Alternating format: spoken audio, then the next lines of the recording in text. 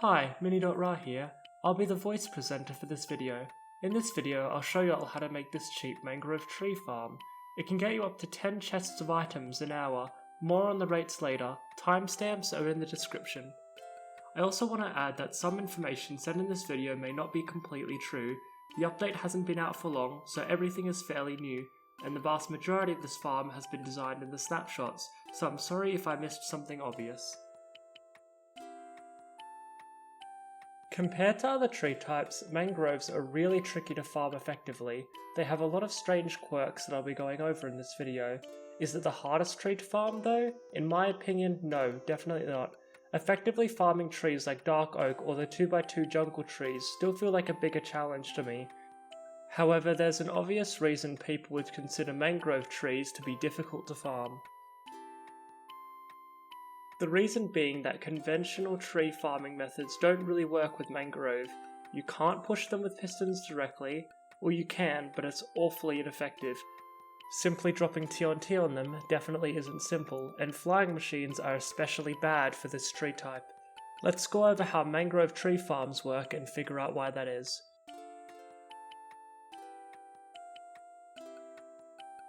Mangrove trees check for blocks in a large area before they grow. Not only do they check a large 5x5 area, but they also check for supporting blocks. In the 5x5 area, there can be no blocks other than leaves and logs, just like acacia and spruce trees. Funnily enough, mangrove trees also allow moss carpets and root blocks to be in this area, which the other tree types do not allow. The area they check for supporting blocks is similar. It can't have blocks other than the ones mentioned above. However, a mangrove tree can still grow when these spots are obstructed. It'll just grow slower, kind of acting like a sideways height limiter.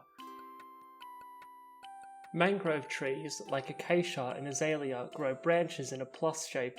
However, the branches on mangrove trees are a lot bigger. Mangrove trees also generate roots, which also grow in a plus shape.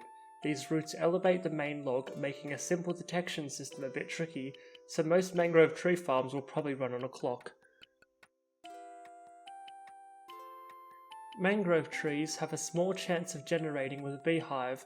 Unlike other trees, these beehives can generate regardless if there's a flower near the saplings.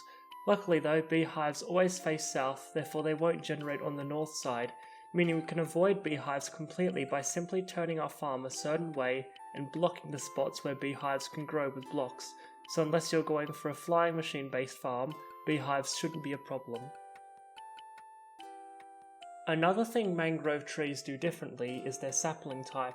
You don't get saplings from breaking the leaves. Instead, you get propagules, where you use bone meal on the leaves.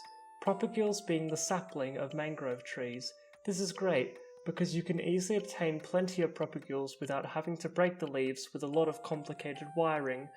Mangrove trees do have a chance of growing with a full-grown propagule, so you can rely on those to sustain your farm. These propagules generate sporadically though, so this isn't really the best option. Now you know the basics of mangrove trees, let's go over how this farm works. Every time the clock activates, the farm will start a sequence. It starts by pushing 2 rows of sticky pistons in line of the mangrove tree, basically assembling a double piston extender. These pistons will push a log that'll push the mangrove tree. The branches and roots of the mangrove tree grow really far out, big enough to get in the way of the pistons that are being pushed. This made the wiring a bit more complicated because these blocks also had to be processed, but in a way this could be seen as a benefit, since you'll get a lot more roots which are quite useful. They can be waterlogged, which makes them completely blast resistant, meaning that they're able to replace blocks like obsidian in some situations. They can be moved though, meaning it can replace ancient debris in some contraptions. So not only will you get around 12.5 thousand of this new pretty wood an hour, but you'll also get around 5.1 thousand of this useful block an hour. It also makes quite a lot of moss carpets and sticks an hour. Most of these won't be collected though, since they get into tricky places. These items are also already easily obtainable with other methods. Some of these items will be picked up by the player, who will be AFK in this little hole. The placement of the propagule has to be controlled somehow. This is because a mangrove tree doesn't always generate a block at the propagule. In this farm it is done with a trapdoor, which forces the player to prone when no propagule has to be planted. This farm also has a built-in propagule farm, which can easily keep up with the mangrove tree farm. The collection area is a lot different than usual. 4 small TNT dupers get activated by a piston feed tape in quick succession. They blow up in this blast chamber that can be made out of any blast resistant block. This works super well for a slow but awkward log output like in this farm, and makes for an especially loss efficient collection area.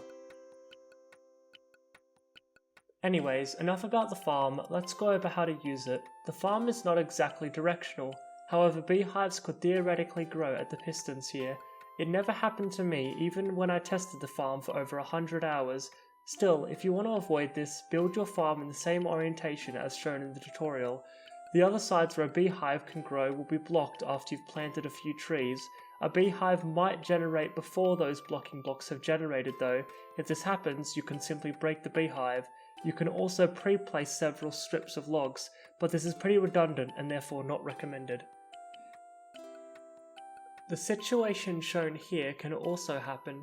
Not very often though, only seen it happen like 3 times.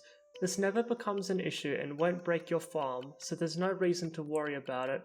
All it'll do is clog up the highest block stream. I still suggest taking a look after the long AFK sessions to remove any possible blocks here.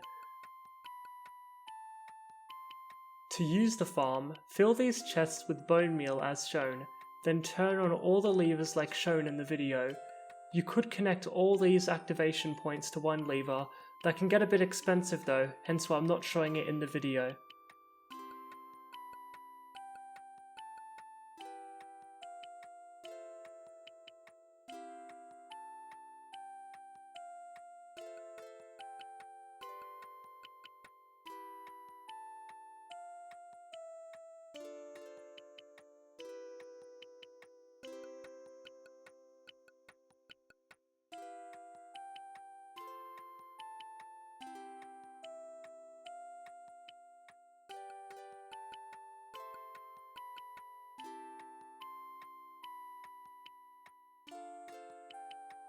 When everything is on, get under this trapdoor and align yourself.